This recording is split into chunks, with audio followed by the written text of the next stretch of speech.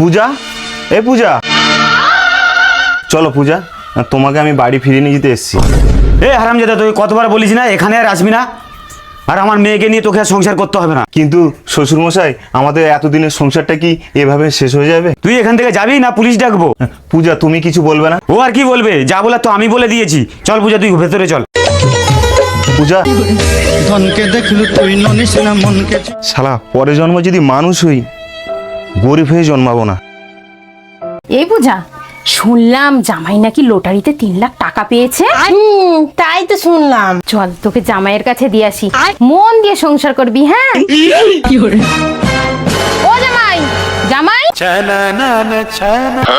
এই নাও তোমার বউকে তোমার কাছে দিয়ে গেলাম, মন দিয়ে সংসার করবে। হ্যাঁ বাবা। কিন্তু শাশুড়ি মা, আমি তো গরিব। আরে বাবা, গরিব তো কি হয়েছে, গরিব কি আর মানুষ না?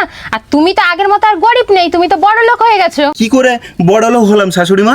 তুমি কি তোমার মেয়ের সাথে টাকাও নিয়ে এসছো নাকি?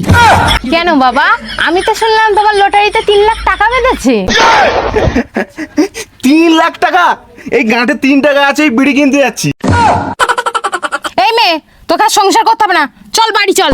না মা, আমার স্বামী ভিখারি হোক বা গরিব হোক, মেয়েরা বিয়ের পরে স্বামীর ঘরে শ্রেষ্ঠ। আমি আমার স্বামীর কাছেই থাকতে চাই।